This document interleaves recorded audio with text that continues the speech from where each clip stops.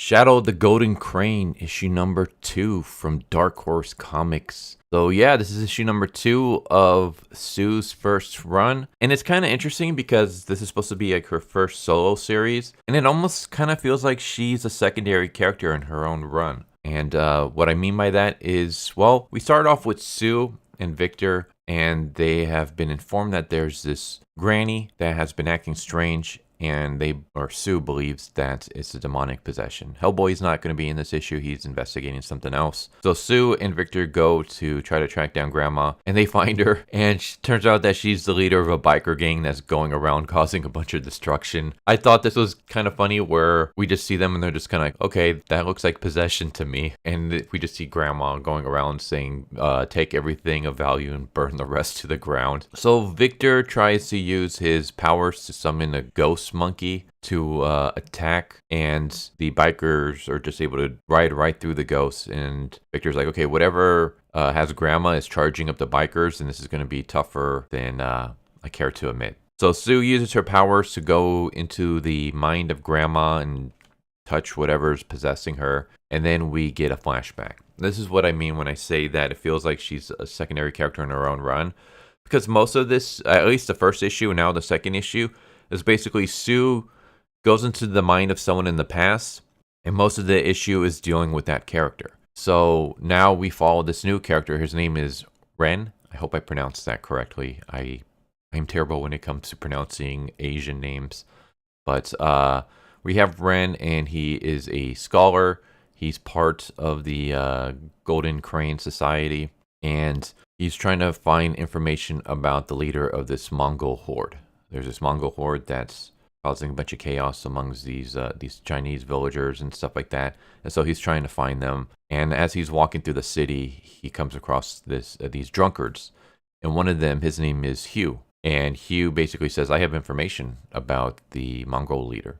And Wen just kind of brushes him off as a drunkard. But then Hugh shows him a tattoo. And it's the Shadow Crane tattoo. And basically says, I'm at your service. I'm one of you. And so they start walking and discussing. And Hugh is trying to tell Ren that the Mongol leader is actually possessed. It's a demonic possession. And Ren doesn't really believe it at first. Eventually, they get surrounded by mongrels, and they're able to hold off their own. They're beating up all the mongrels. When one of the mongrels says, "Remember, the general wants prisoners alive for interrogation," and that's when he was like, "The general," you say, "Okay, I surrender." And then he convinces Ren to surrender as well. And so they get captured. And he was like, this is exactly what we want. We're going to basically get a front row seat to see the general. Especially when I tell them that, he says, don't tell them about the secret plans. He loudly whispers this so that the mongrels can hear it too. So now they're going to take Hugh and Ren to go see the general so that they can discover what the secret plans are. And so they go and meet the general. And the general basically says, my lackeys inform me you possess secret plans. Tell me what they are, and your last moments will be free of excruciating pain. And they're like, okay, yeah, that's demonic possession for sure. And so they break free of their bindings and attack the general and discover that he's being possessed by this hairpin.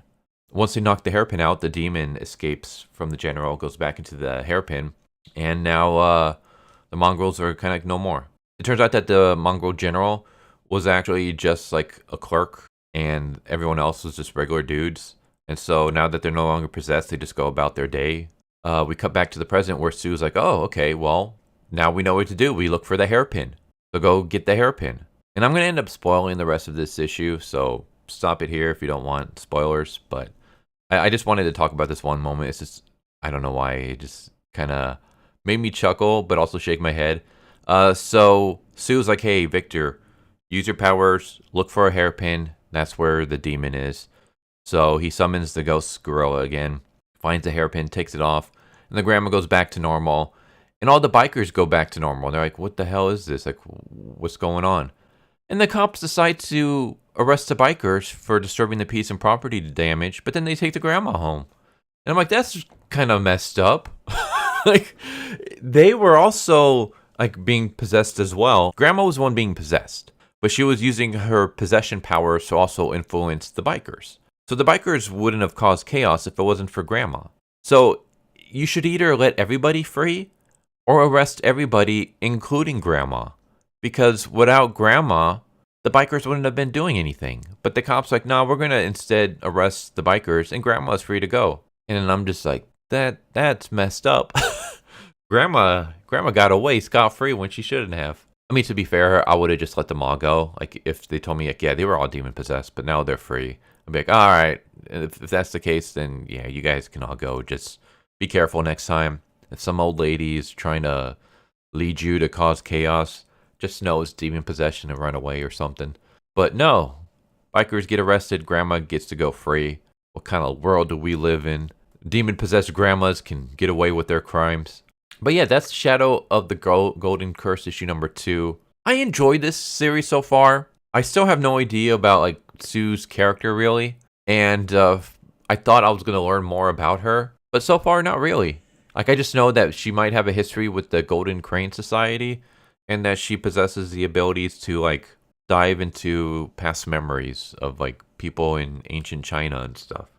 But other than that, it doesn't really feel much like it's her story.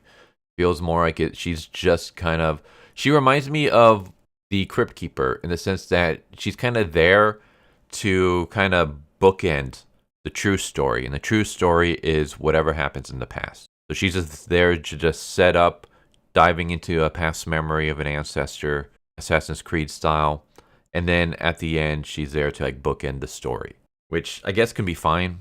I don't know this character all that much. I guess if you're a huge fan of Sue, you might not be completely on board with that, but since I don't really know the character, I don't, this storytelling style is okay, but yeah, it is just one of those where I feel like we're following a protagonist that we're not really getting too much information on. Then again, this is the very first thing that I've ever read with Sue.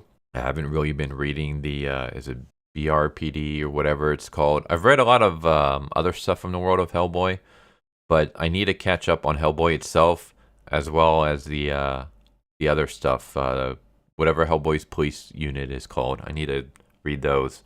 I've read like all of Lobster Johnson, all of Sir Edward Grey, I think it's called. Freaking love that series, by the way. The Baltimore is freaking awesome until it got near the end. Like the very beginning, where it's just him doing like solo adventures, was way better than when it became him getting involved with the group and stuff. I'm kind of rambling, but yeah, I love the world of Hellboy. The series has been pretty good so far.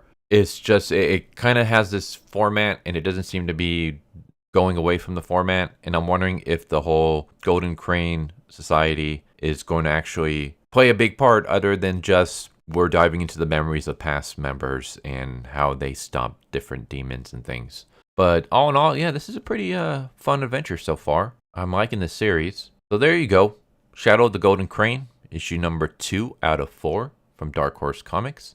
Hope you enjoyed, and I hope to see you next time. Take care. Later. Thank you for watching my video. I hope you enjoyed it.